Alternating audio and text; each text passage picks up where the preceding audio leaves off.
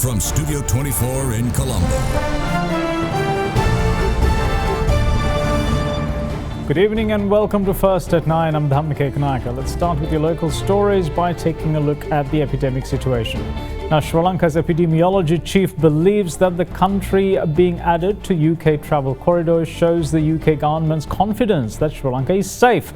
The country still have over 5,500 active COVID-19 cases and also confirmed 9 coronavirus-related deaths last evening. Though it is the island's highest single-day death toll, all fatalities had not occurred on the same day. Now, in the meantime, the expert committee which was appointed to examine the methods of disposing the remains of COVID-19 dead has requested the Secretary to the Ministry of Health to stick with cremations until the final report is submitted.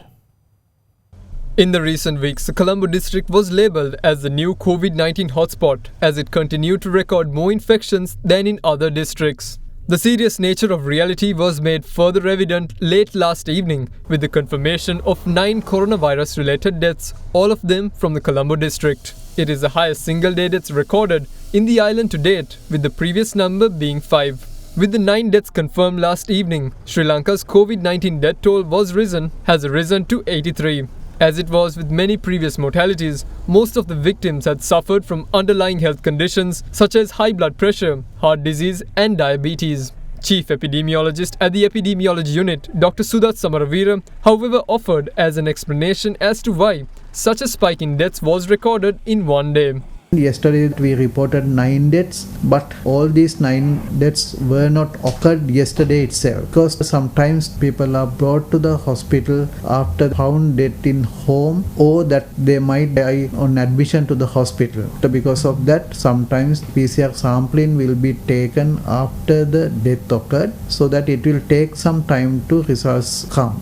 Because of that, to declare the cause of death will take some time. Out of the 9 we reported, only 4 deaths occurred yesterday itself, and another 4 deaths occurred on November 20th and 1 death occurred on November 19th. What we are reporting daily as deaths are not occurring on the same day, that it may vary for 1 or 2 days additionally. In the meantime, 491 COVID-19 infections were detected during the course of yesterday in the island. Keeping with the recent pattern, Colombo district recorded the bulk of it with 292. Meanwhile, 87 infections were found from the Gampha district, while 17 were identified from Hindurangala. What's more, 11 infections were confirmed from Kaluthara, 7 from Kandy, 5 from Ratnapura, 4 from Galle, and 3 from the Nuwarele district yesterday. The district of Anuradhapura, Puttalam, Badulla, Kegalle and Matale meanwhile recorded a single infection each. In addition, 60 other cases were also identified yesterday.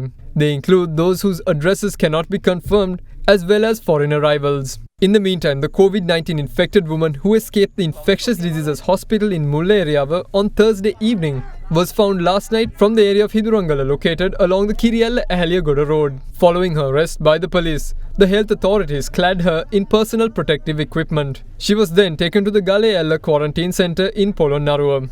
As things stand, the island's total number of coronavirus recoveries is at 14,609 after seeing 479 patients leaving hospital today. It leaves 5,794 patients still under treatment. It is in this backdrop that the UK government has added Sri Lanka to its travel corridor, which renders the quarantine of Sri Lankans travelling to England unnecessary. The United Kingdom has lifted any requirement for self-quarantine for 14 days on arrival to the country if a person coming from Sri Lanka. If anybody going to UK after 21st of November, they need not to self-quarantine. Otherwise, any person who is coming to the United Kingdom needs to go straight away to where they are living from the airport and should be self-isolated for 14 days. So this restriction for Sri Lanka has been lifted, and this implies that United Kingdom considers Sri Lanka as a safe place and that it is very unlikely if a person coming from Sri Lanka to have COVID-19. So this is a very good sign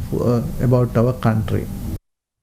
Lever Ayush Karabu Neti Dantalepaya Shaktimat Datti Palakata